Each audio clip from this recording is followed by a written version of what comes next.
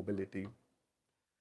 What I'll do is just to set the context, set a bit of outline, and then I would request each one of you to introduce yourself.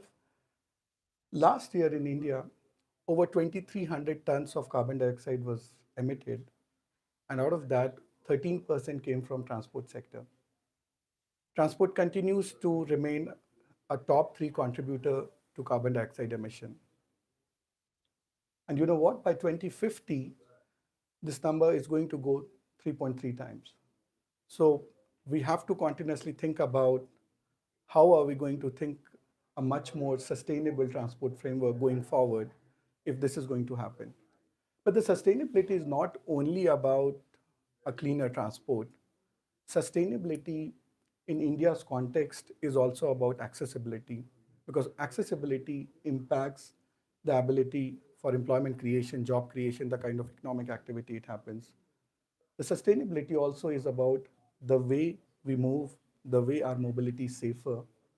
And that is another very important dimension of sustainability that we need to think about. Public transport has been a very strong source of sustainable mobility around developed economies. And just as a number, on an average, in the developed part, between 85 to 90% is the average access to public transport in developing economies. And in emerging economies and in developing economies, the number goes down to as low as 35 to 40%. And that's what starts putting people on cars and which leads to a lot of emission. And that's been, these issues are related.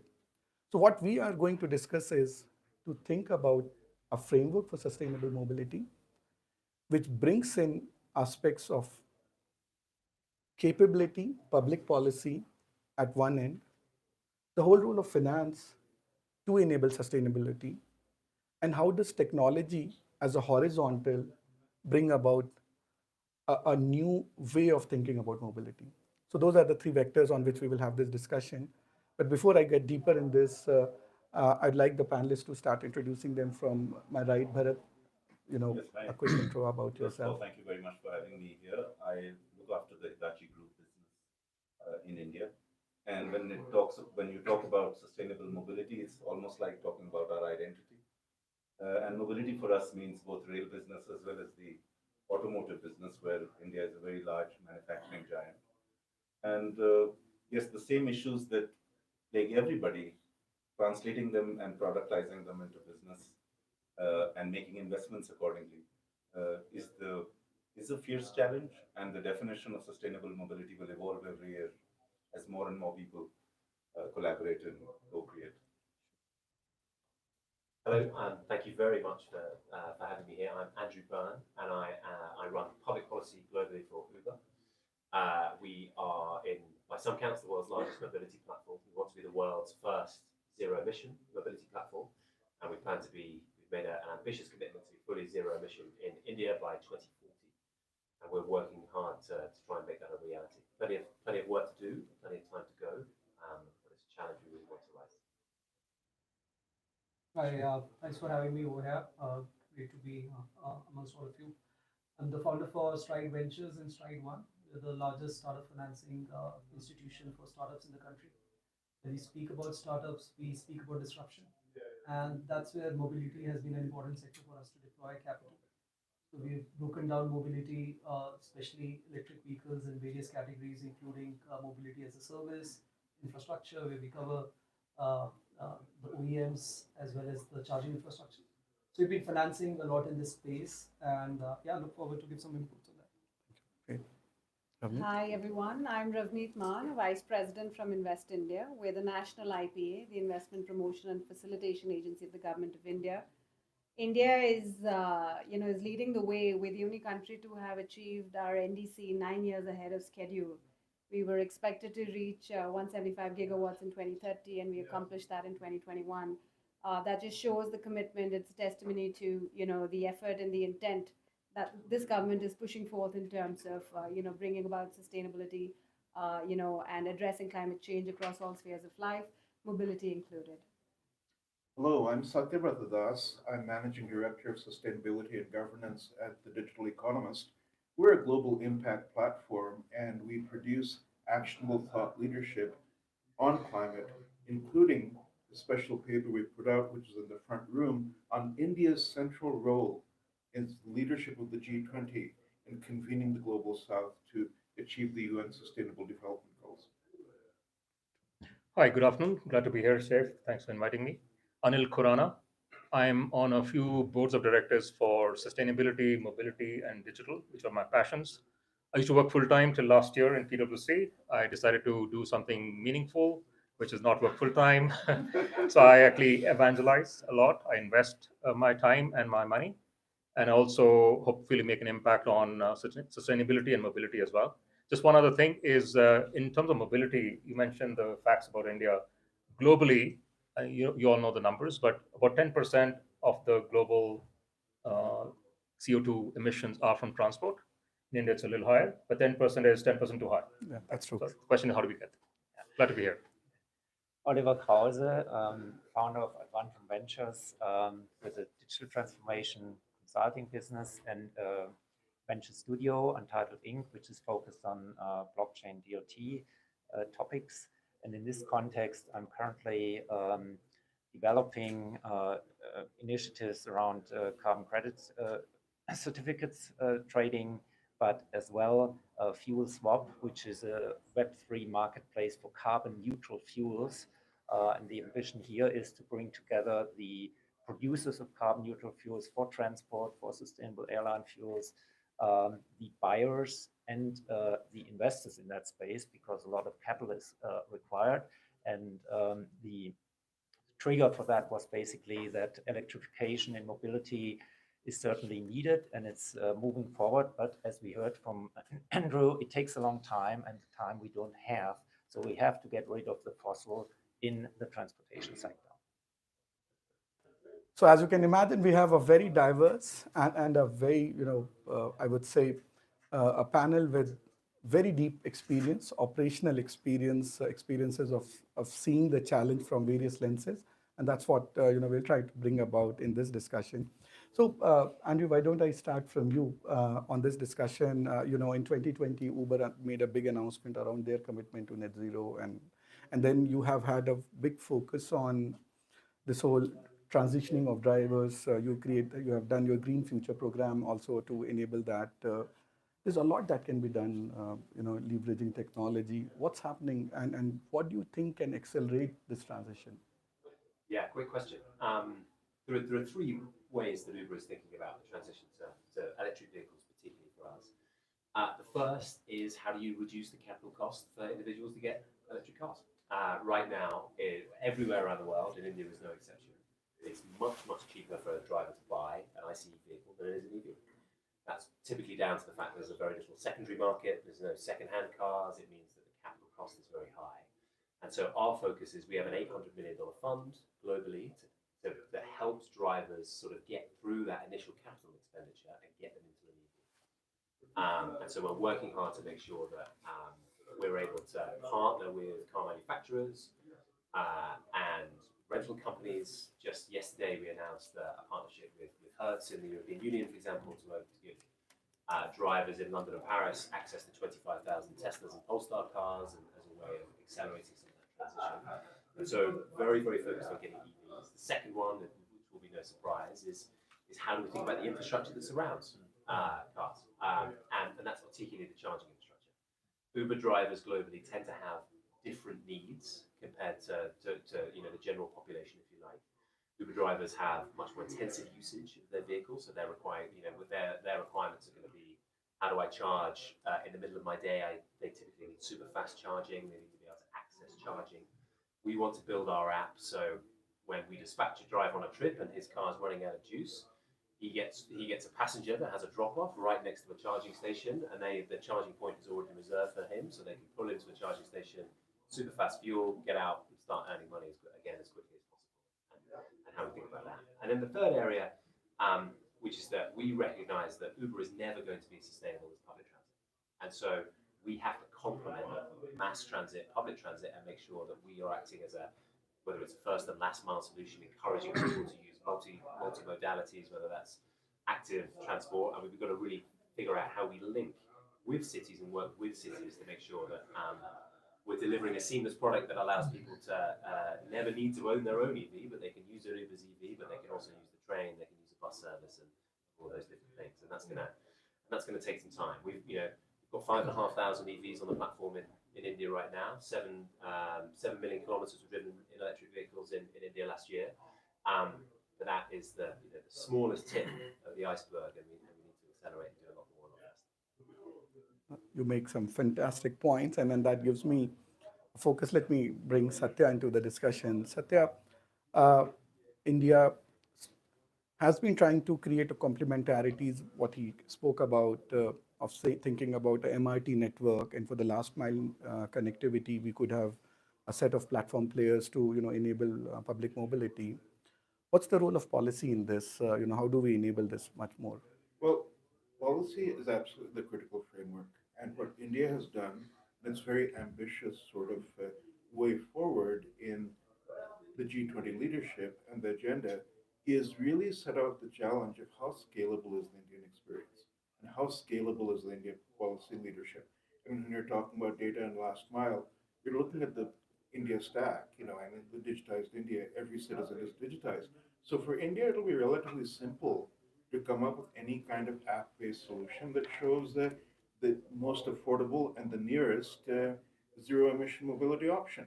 And because you've gone to mass transit that's electrified, because you've gone to all sorts of urban metros, it's quite easy to find.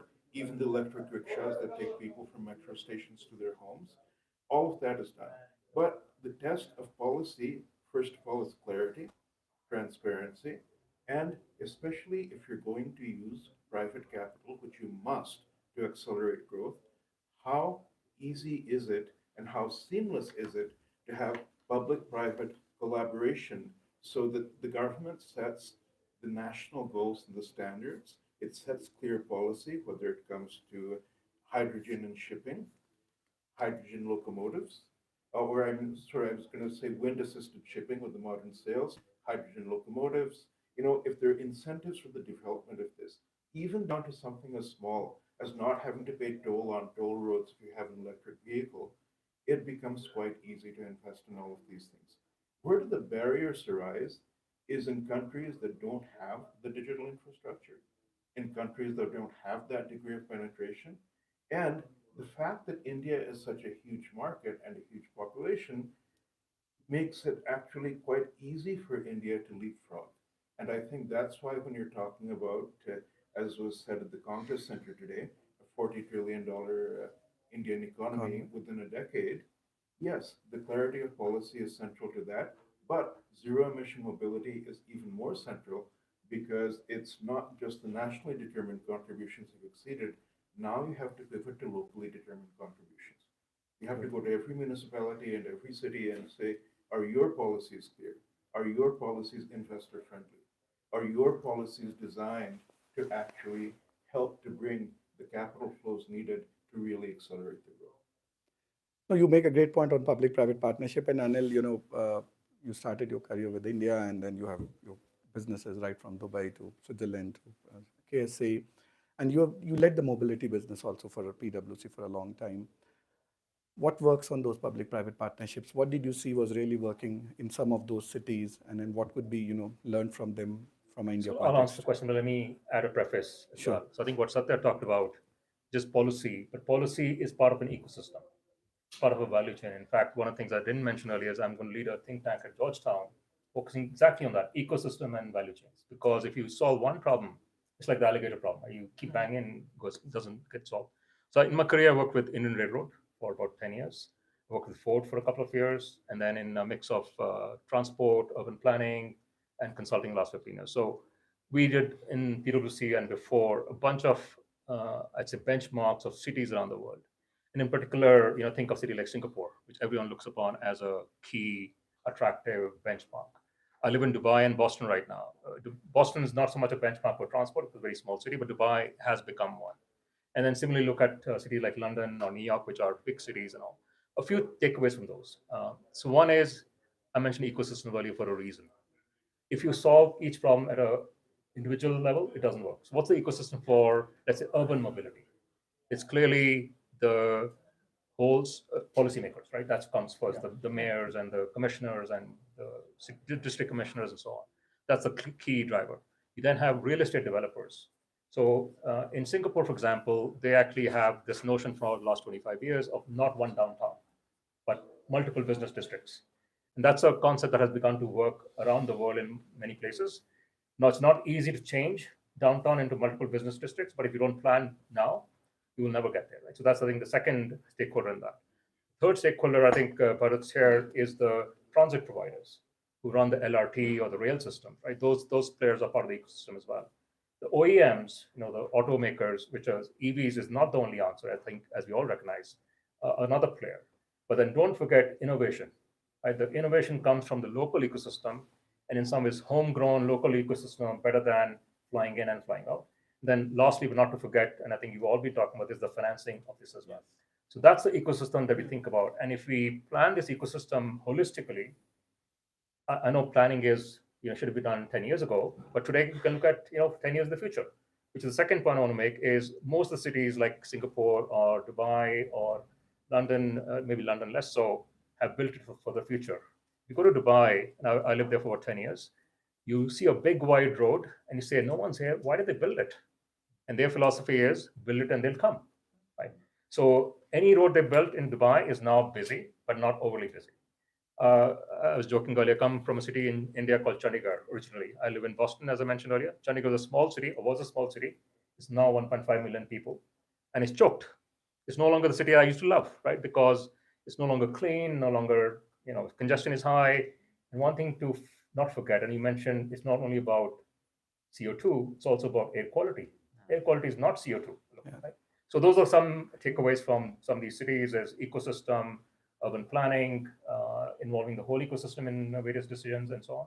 So I perhaps touched many things, but we can go. No, but you gave a good framework, and that helps me come to Bharat as a very important stakeholder of sustainable mobility. And your Estimo acquisition also, you have created a fantastic definition of sustainable mobility in terms of saying it is connected, it is autonomous, it is mobility as a service, and it also focuses on electric. So you gave a very good that case framework which Hitachi has evolved. Now, I wanted to ask you two set of questions. How are you seeing as a manufacturer of some of the most innovative technology product, whether it is on the battery side or the whole automobile, products for MRT, India evolve as a country? And then what do you think is what you would need as an OEM to do this much more, considering the kind of fast-paced adoption we need in this country? Yeah, I mean, for any industry, this is a journey from incremental deltas of sustainability to net zero.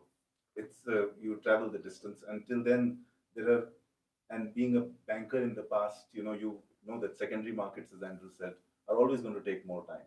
But there is genuine tentativeness between the manufacturer and the user. And 40% of the cost lies outside of that. And that's where secondary market will come first.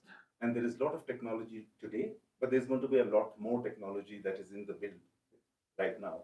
I mean, from renewable energy coming through energy storage and powering it up from base load to peak load, from smart grids, from pantograph and fast charging to hydrogen tools, and so on.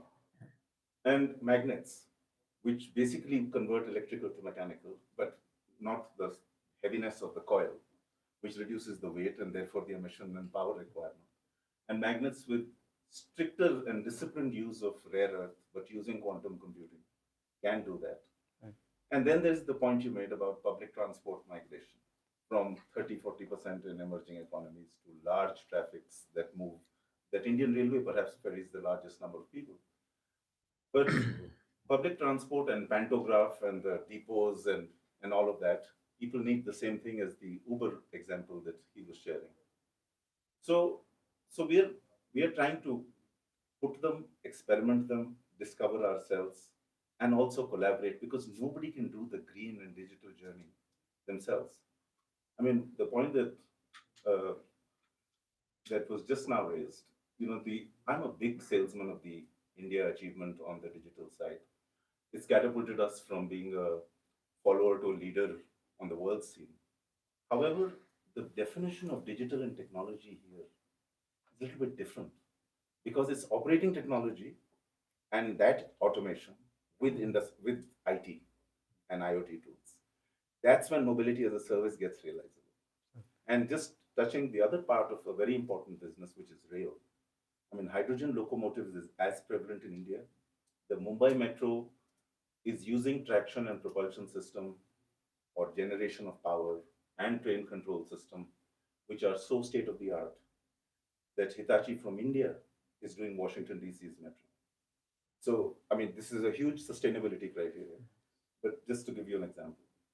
Well, great points you make, and maybe at this point, you know, I want to bring you in, and India has been able to, evolve into a country where, for example, the success on the digital infrastructure was unheard of, and we did extremely, well on that transition.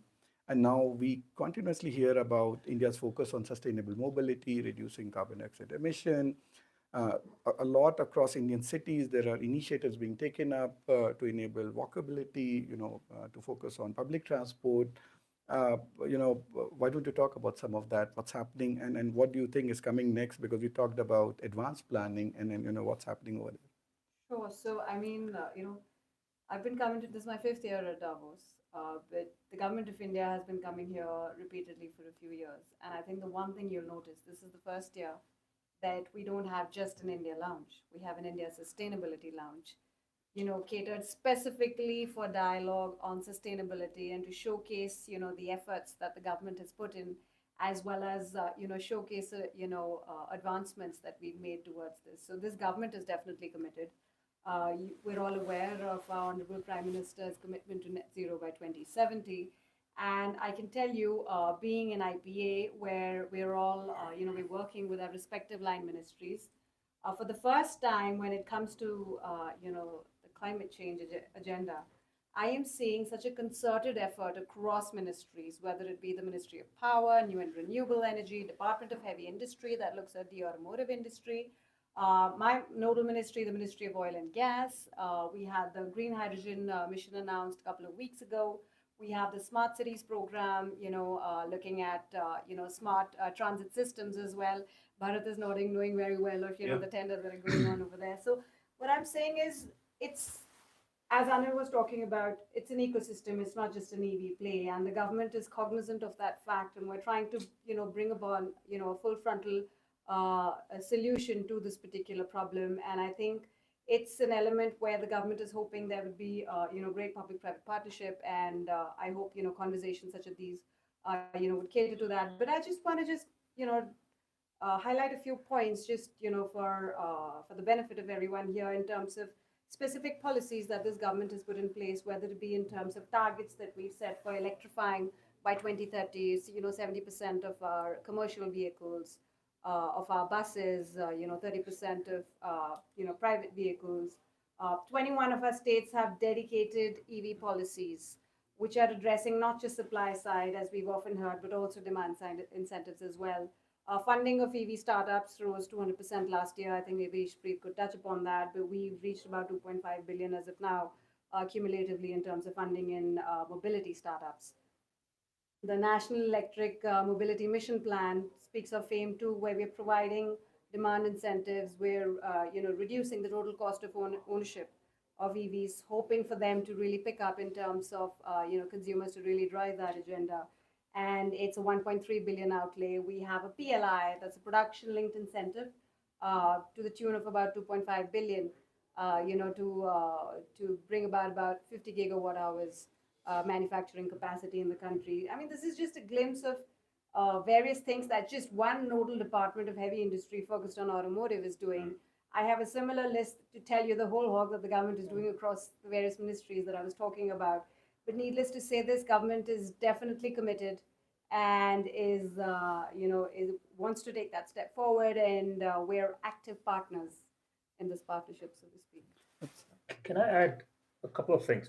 So it raised, so the question of government's role, not only in policy, but also regulations. Extremely important, right? In the outline for the session, you outlined CAFE standards and all, right? So if I think about India and what we need is a stricter standards around that. Clearly, there's a cost. But around standard, then you need testing. There's no testing facilities there. So you Yeah. suddenly set up a whole ecosystem or a chain to actually deliver that. That's, I think, the regulatory side. It's not only about electrification commitments, but also regulation that drive that, because right now the economics is a little fuzzy, right? It's not there. Clearly, the investments in PLI on batteries and on driving costs down is an enabler for the economics. The economics meets regulations, right? That's one part. Absolutely. The second, we should also think about the customer, the consumer, the passenger. The passenger needs to go from point A to point B and hopefully not go from point A to point B, right? Absolutely. Good transport is no need for transport, right? You can walk. Now, Absolutely. in Switzerland, right, I came from Zurich to Davos, took a train exactly within 5 minutes, I'm here, right? As in, you can time things. That's what a transport system should do. That's the integrated mobility idea. That's the mobility as a service. And it's a long way, but my point is the customer data that we actually gather from our data systems enables us to say what routes to prioritize, how to map those. That's not long-term planning, that's short-term planning. Absolutely. Could I pitch in Yeah. here? Sorry. So we are looking at evaluating and proposing e-mobility zones as well. You know, so when you're talking of, Right. you know, to be able to walk in certain Yeah. places, and I understand that's a challenge right now, Yeah. and we're cognizant of that, and I know that's something that's in the works. Vis-a-vis regulation, for example, I mean, there's something that I forgot to touch upon. We're looking at a battery swapping policy as well to reduce downtime for Yeah. EVs and, you know, reduce range anxiety as well. So we are looking at standardizing standards for batteries as well, and there will be automated testing centers for the vehicle scrappage policy that we put into Correct. place.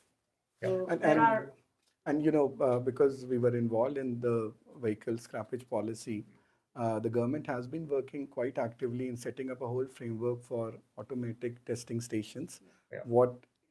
How do we take a decision on which one to be scrapped, and then how do you create a framework for where will you scrap, and then between this, how do you make the logistics much more efficient? So, and that's how you talked about the connected ecosystem on that. I see a bit of action here happening, so which is good to know. I want to move to Dr. Claus. Go ahead.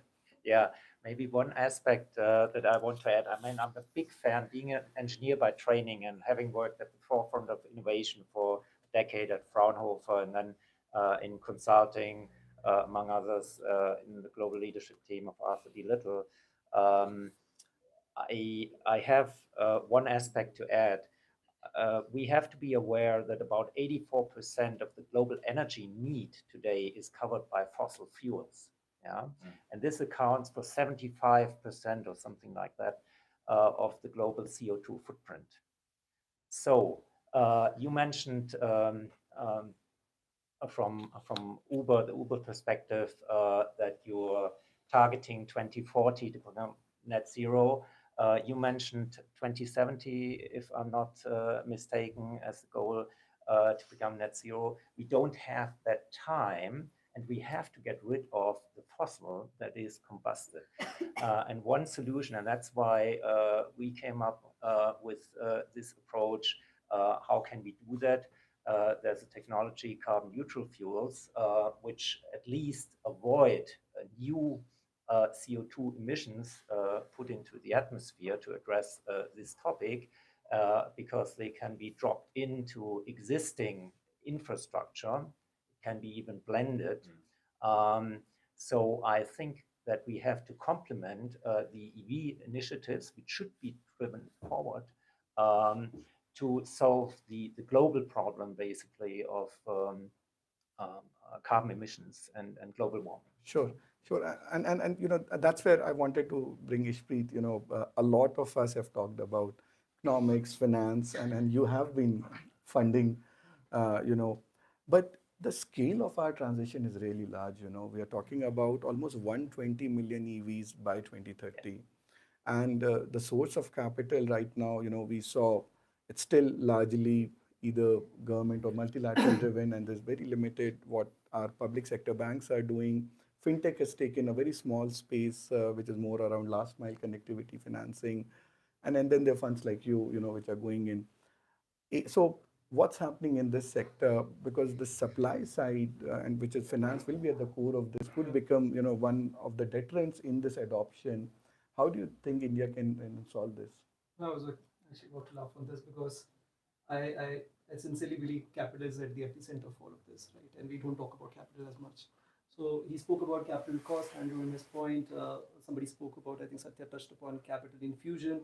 Look, if you see what's happening on ground, especially for India, case in point as India, and see all the sectors within electric vehicles, there's a lot of talk about public-private partnerships. We do not see a case in point of how startups are making noises there. So we have funded a lot of various kinds of companies, and what we have realized is that the ability to take on things to the market is in an agility manner is much higher with startups, which is where now corporates, since we have investors or corporate base, which have started relying with these startups to synergize in much more manner. So there's another partnership, which is the corporate startup partnership, which we started looking at more, which has been working very well for us. So I gave a case in point. We have a company called DoSmart, which practically takes on Uber on electric vehicles. We funded this company 15, 18 months back, Delhi based, just started in Karnataka now, entered Karnataka as a region. And they used to do like 3-4 trips. There was no passenger demand. People never used to understand how that works. And talking about the cost, now over a period of time, they do 10 trips a day with a fleet touching 10,000 cars. That's a serious number. And the first investor was British Petroleum, and now they've got Shell, and we're talking about pension funds coming in, right? So capital, they have, over a period of time, they've proven a case in point that you can attract capital with implementation. Right. Similarly, we have companies across space, right? We have a company called, if you've heard about, which is based out of Bombay, called Chalo, which has done electrification of buses. They've tied up with BST buses and again, a public startup partnership, which has tied up with Best Buses and made them electrification with digitalization process. Again, capital has come from private sources. And similarly, Battery Smart, since you spoken about battery swapping, there's a company called Battery Smart, which has just got funded by us and Tiger Global, which is creating the largest infrastructure on swapping stations, including battery management system and tracking it to the T for the three-wheeler EV space. So there are a lot of case in points. We have a battery manufacturing company called Loham, which has done very well. So the exciting part is we thought that we'll allocate close to $40-50 million out of our fund, and we're thinking about $150 million now, which might be less. It's not that capital is not there. So IREDA is doing efforts, PFC are doing efforts, but the channelization of capital to implementation is where the gap is. Sure, understood. Right? That's what we're trying to. Sorry, please. No, please. I just want to jump in and say, and that's why when you're creating the policy ecosystem, as you put it, it's really, really important that the ideal public-private partnership is the government lays out a clear destination in the policy framework and invites capital, private capital, to work within that with absolute security and absolute predictability. The guarantee of policy clarity is what will lead to the implementation. And really, I was really remarked by your point when you said that Hitachi India is building the Washington Metro, because this is my point about scalability. India should now be seen not simply as convening the global south in this, but really helping emerging economies to leapfrog. And what better than to show that, the so-called capital of the political world is now relying on Indian technology. So if you use that, now what can you do in Africa? Now what can you do across Southeast Asia? I mean, and what the leadership is so important. What is resulted into is that this was supposed to be impact investments.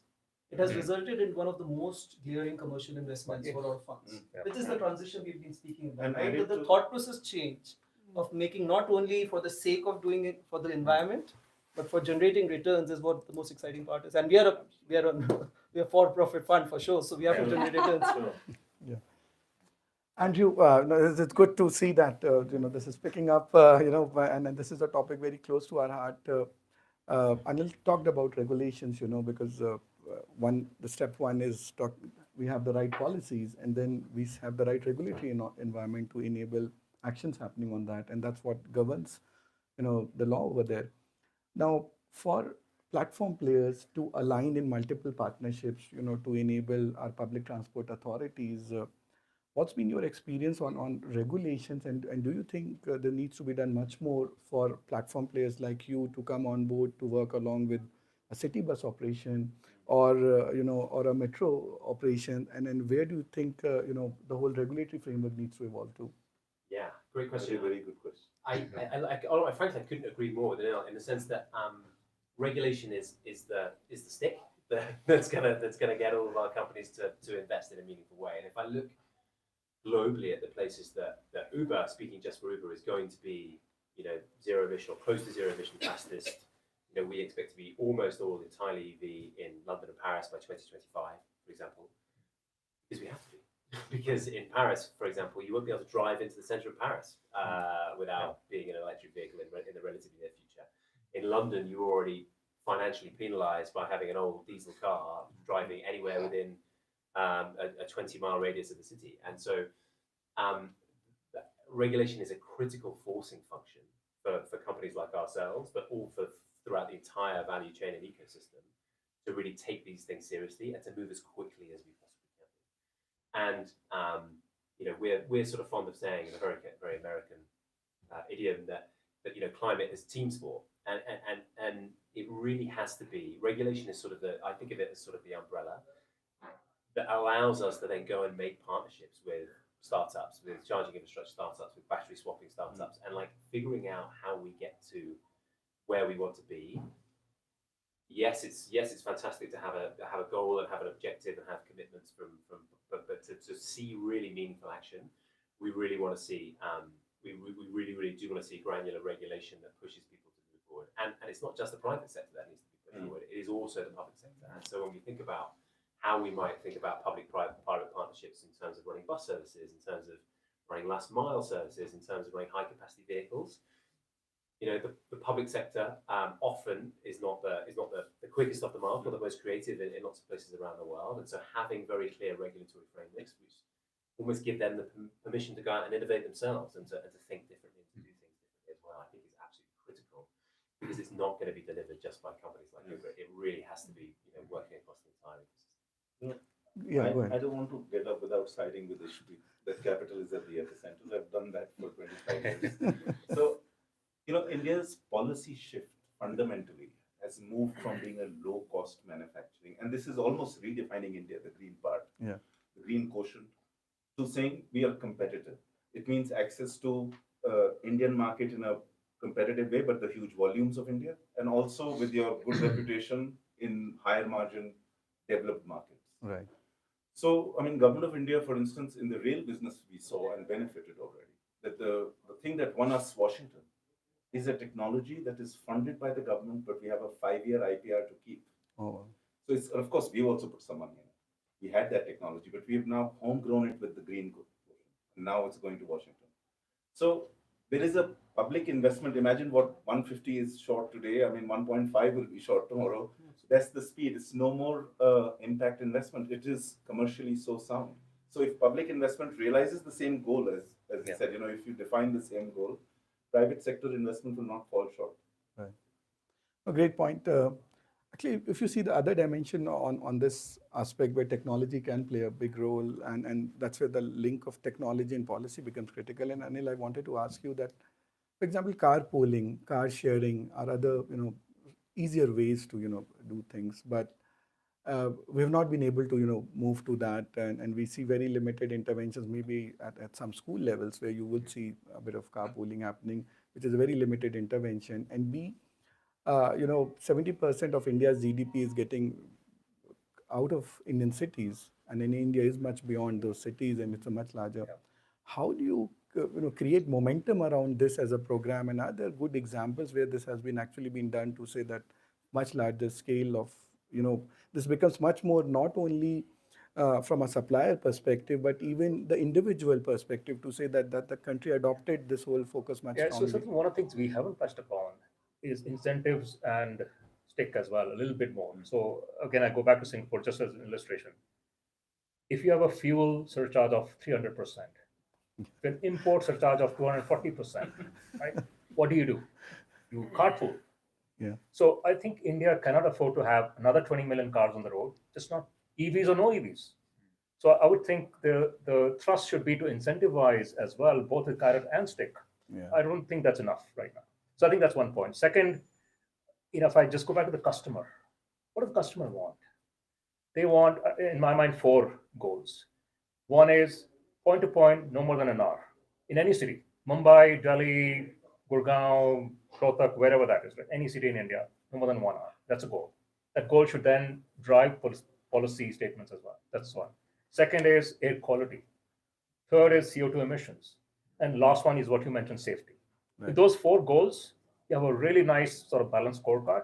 And that balanced scorecard, in a way, drives policy, drives investment, makes the investments commercial, viable. And clearly, the solution is not going to be one solution. It's going to be a portfolio. I will add one more thing, which is public transport in both the US, where I live, and India is way, way, way below where it should be. And that's not just rail. It's actually urban transport as well, LRTs and e-buses and things like that. I'd say that's maybe 25% of what it needs to be. In the US, for sure, we're way behind on that. Sure. So Bharat, I wanted to bring that question and link to what Anil said. 2 things. As an OEM, is there enough incentive on the consumer side to kind of move to, sustainable mobility, whether in the form of electric vehicles, or even many a times MRTS is seen as a very costlier way in Indian context to solve a mobility issue. How do you see this problem being, taken care of? So 2 bits. As far as MRT and the cost and all of that, India is the first case where the largest metro network, maybe the 3rd largest in the world, which is Delhi Metro, and a shorter metro in one of the cities have broken OPEX profitability in 2.5 to 3 years, because and it's not a very high ticket price. Okay. So that thing is now not so much of a thing, because if you provided it, there was a suspended demand and there is somebody filling it. But in technology part, in terms of policy incentives, there is going to be there is always a wish list, but you go step by step on what the people are ready for. So consumer expectations are also growing gradually. The key is build a goal map which can have more predictability. You can't do it alone. You will need that partner ecosystem, including financial. Exactly. Sure. So I think we run out of time. So last 30 seconds from each one of you on what are your 3 top recommendations, and then we close the session. Yeah. Maybe we start from Dr. Krause. Oliver for that matter. So yeah, maybe one aspect, all correct what has been said. I fully support that. Don't forget the greenification of the grid in all of that, because that's very, very important. Currently in Germany, CO2 footprint of an electric vehicle is about 200 grams per kilometer. When you run that with carbon neutral fuel, it's 60 grams per kilometer, and we have 41% green grid. Yeah. If I look at this from a global perspective, you see the challenge here. That's one. So I think I would add one more thing that I didn't say earlier, which is that we need to plan for the next 20 years. Right now, we're still talking about today's opportunities, which is great, of course, right? We need to plan for the next 20 years, and that needs many of the things we talked about today. Let me just pause there. And I want to address this whole controversy, especially outside India, about the 2070 net zero goal. Everyone knows that's unrealistic, because when you look how quickly India is moving, if sustainable mobility leading to zero emission mobility goes at the pace that the investment is coming, that the investment flow is coming, India is on track to reach by 2045, 2050. And we really know that we have 25, 30 years left to save the planet. And so bravo India, and bravo to Invest in India for making it possible for people to come to India and drive it forward, because India's emergence matters to the whole world. I love how he mentioned that 2070 is unrealistic, because we'll probably reach it much faster, like we did our last policy. But I think it's important to understand that this government's committed. We're leading the way. We've electrified, our railways. The entire government fleet of vehicles, they're expecting to, move it to EVs in the next 3 years. Policies are, of course, in place, but, the point of regulation and, well appointed over there. And that's something that's definitely that, we're also working on with the automated testing centers, et cetera, coming on board. But I think that's something that should happen more in terms of more partnership, more closely through interaction, with private players here, such as Bharat, who's fairly vocal on such platforms, and I think would provide, shed some light on how receptive we've been in terms of, putting some of these things into place. No, just wanted to add, I think we've seen great green shoots in the past 12 months, including having a dedicated launch now. But I think what we see on ground is tremendous boost across people talking. I hope the momentum continues. It's not seasonal for some corporates to look at this space, and it's sustainable, which drives more investments, which just picks the ecosystem up and financing in turn. So quite excited about next 2-3 quarters. I think the corporates are picking up, which is the case which we have to observe in order to make sure that all of our points gets addressed. So it's a larger partnership in play. And from my perspective, I think India can be very proud of really starting to lead the way on many of these issues. But I would say got so much more to do, and so more partnerships, more capital, more being more thoughtful about what the entire ecosystem needs, and reflecting the needs of consumers as well as providers like ourselves. And we've got a long way to go, and we need to work together. I think it's an opportunity for taking a championship position as far as India is concerned. And I mean, I get paid for doing this job of building the India identity on sustainable mobility, and I want to be at Ravneet's lounge every year to report a smarter narrative than what we have today. But it is certainly going to attract more and more traction, like a geometric progression. Once it beats $1 billion, like the unicorn definition, as soon as success stories come like that, so much more money will flow in. It's India's UPI movement again. Yeah. Sure. So thank you all for such an amazing summary. It makes my job much simpler. So thank you all for joining Thank you. us, and it was a great panel. Thank you. Should we have just one picture together as a group?